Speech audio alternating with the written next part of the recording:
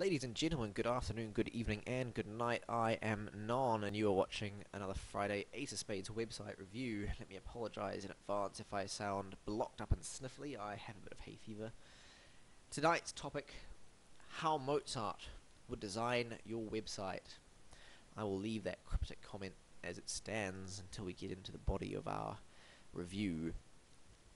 To illustrate the principles for today, we'll be looking at www.jordanj.com. Gracias, Jordan. And as always, we will be going through the Frodo conversion rate checklist. And if you're new here, Frodo stands for First Reaction, Orientation, Desirability, and Offers. Odo is the really important thing. And attention equals contrast plus iPath. You've all seen this before. Let's have a look at first reactions. How does the site make me feel? Okay. Now, I must be quite honest here, in that I'm probably going to have a slightly different first reaction to your average Joe. And that's because when I look at the site, it gives me a funny feeling. And the funny feeling is caused by years of battling with Flash and having my eye trained to recognize Flash's font rendering in a way that I couldn't possibly describe to you in any quantifiable sense. I just know when I look at the site that there's something wrong with it and that it's not rendered in HTML like it should be. Right-clicking, I am treated to not my normal saintly menu of various options for things that I can do, including viewing the page source, which is something I like to do as a web designer. I'm treated to the Flash menu. No matter where I click, that's all I get. Jordan, I actually have Last Century on the phone, and it wants its worst practices for web design back. Never design a website in Flash, and particularly never design a whole website in Flash where all of the text is Flash, everything is Flash, boxes are Flash, elements are Flash. It's just nasty. Having said that, the more typical reaction that you would probably have is that the site is fairly roomy, it looks fairly professional. Who can really argue with a nice clean amount of white space, a simple box on one side and text down the left? But there is a problem, and this is where Mozart comes in. There's something about the text itself, and it's not anything to do with Flash, that makes you feel a little, I don't know, uneasy almost as you read it. Your eye feels uncomfortable with the way that it's sitting on the page. And I will get into that in a couple of minutes. First, orientation. Am I in the right place? And here, if you are someone who wants to learn Spanish, you are definitely in the right place, and it's quite obvious that you're in the right place. And let me assure you that you are in the right place, because Jordan actually teaches me Spanish, and she is brilliant. Spanish for the busy human. I like the busy human thing. I like the human thing in particular. It's not just Spanish for busy people, it's Spanish for the busy human. Like a species has something to do with it. And they'll have to guess if your first language isn't Spanish. Those are both very clear indications that you're in the right place if you are someone who wants to learn Spanish. The only thing that I would suggest with the tagline is that they'll have to guess that your first language isn't Spanish would probably be more comprehensible. There's also Language Learners of the World in the headline. There's the free report on 20 human success factors and weekly tips. That's a little confusingly worded as well, but it ties into the headline and gives you a clear idea of where you are. And classes as well tells you quite a lot about where you would be, because obviously someone who teaches Spanish will have classes in Spanish. So all of the orientation elements I think are quite good. Desirability is what I want to talk about today, and I guess you could say Mozart wrote desirable music because it's still going quite a long time after his death. I won't embarrass myself by pretending I know exactly when he died. But suffice to say that there are a lot of elements in Mozart's music which you probably wouldn't think about very often, and you wouldn't even be able to necessarily pinpoint if they were missing, but you would know that something was wrong with the music nonetheless. And it wouldn't feel right, and it wouldn't have stood the test of time, and you wouldn't keep listening to it. And the same is true of web design, particularly of the way that you set text on a page. Can you spot the problem with this text? I've given you a second to think about it, so I'll tell you. It is with the rhythm. Text and music should be set to a consistent rhythm for pretty much the same reason.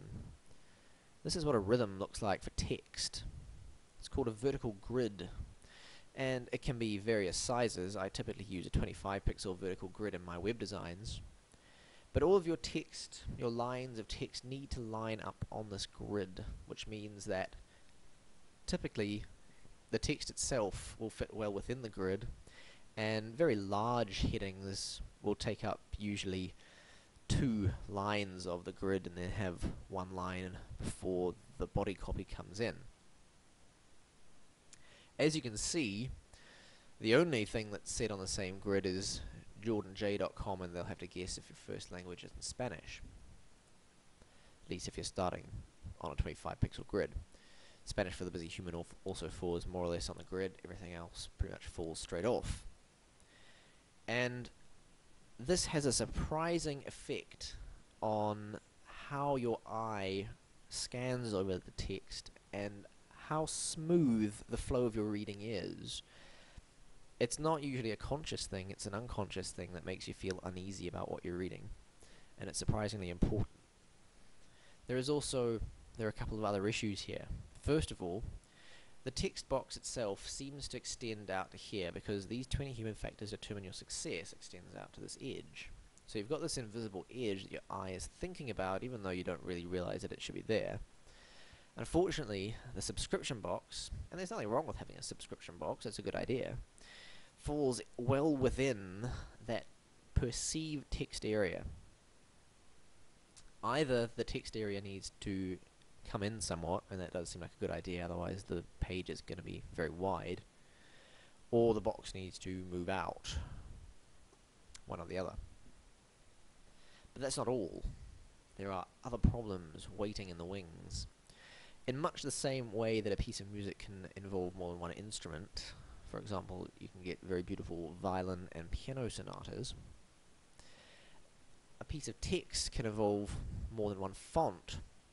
And in much the same way that a piano can play loudly and softly, a font can be large or small to emphasize or de-emphasize various things.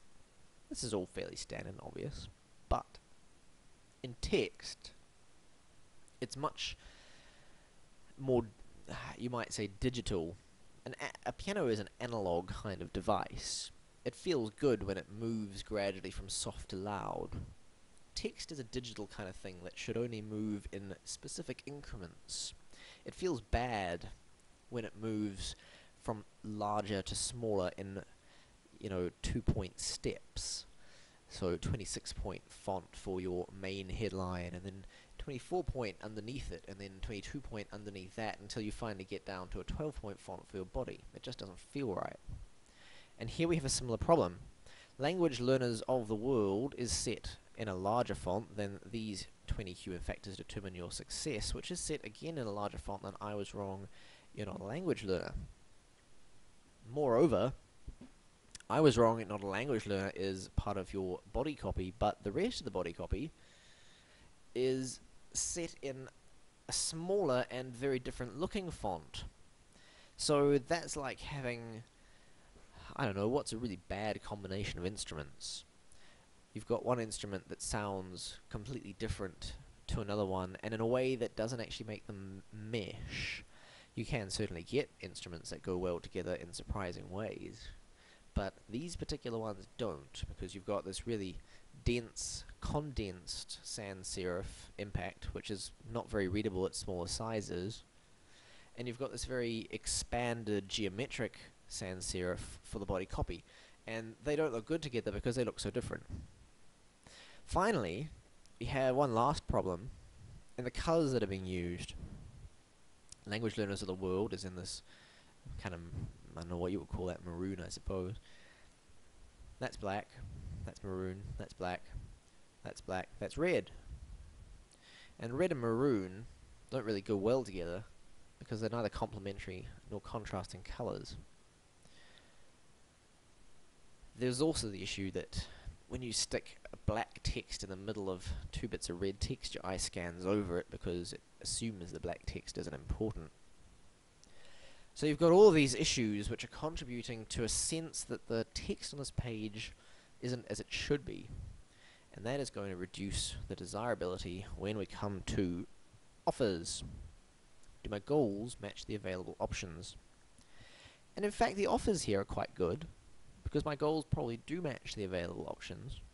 At the moment, the only offer being made, the only serious offer being made, is to subscribe to get this free report and updates. And that's fine, especially for a new website, which I know this one is. There is a problem with this offer though. Have a look at this. Looks like a clickable link, doesn't it? It looks like a button. And so you think, okay, there's my button, that's what I should do. But in fact, what I should be doing is entering my email address. An email address is really, really small, and again in a different font.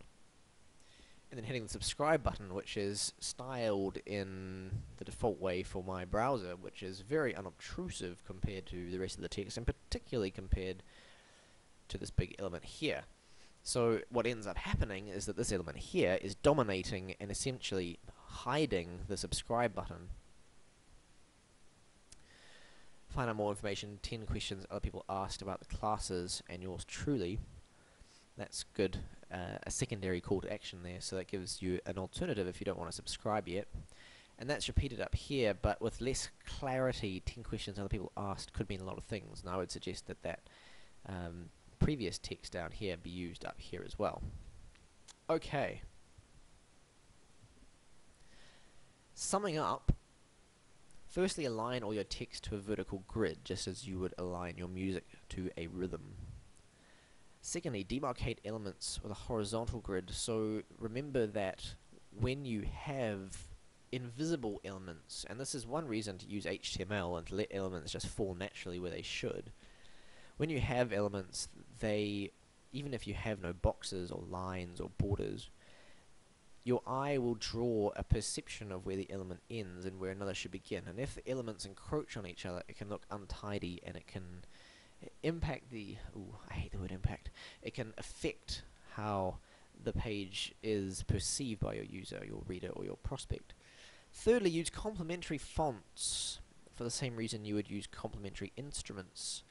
Don't use instruments or fonts that don't look good together. And as a general rule of thumb, I would say use sans serif fonts that look similar to each other together, but not so similar that they clash, and not so dissimilar that they clash. And where that line is drawn is really a matter of your eye.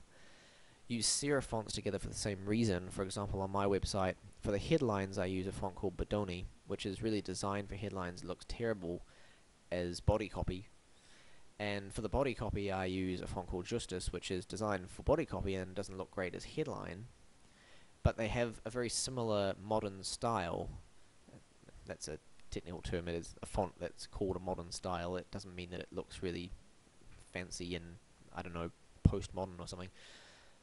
So you need to think about the way that your fonts are perceived. The other thing that you can do, of course, is to have a sans serif and a serif font that look good together. But you have to really play around and have a reasonable library of fonts to be able to find the right ones to use.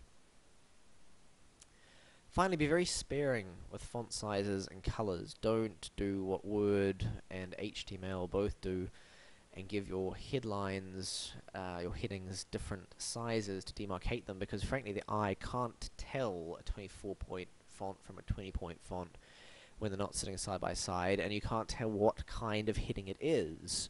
It's much better to use styles and colors to demarcate your headings. For example, for top-level headings you might use all caps. For second-level headings you might use all caps in a different color, and for third-level headings you might use italics or something.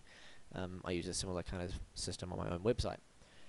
So be very sparing with both the sizes and the colors that you use. Don't use colors that don't go well together for the same reason that you don't use fonts that don't go well together. And don't use too many colors, and don't of course use too many fonts, because otherwise it just ends up looking untidy and your reader just feels like he doesn't know what's going on most of the time, because you don't know what's going on most of the time because you haven't made some kind of consistent decisions.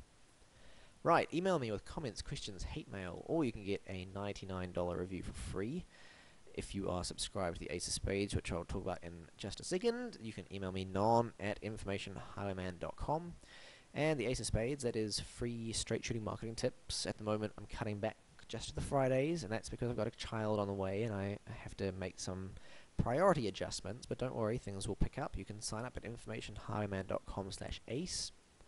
And don't forget that if you want to learn everything that you need to know and more about the stuff I've been talking about, you can also get hold of my ebook, Attention Thievery 101, at www.attentionthievery.info. Thank you for watching.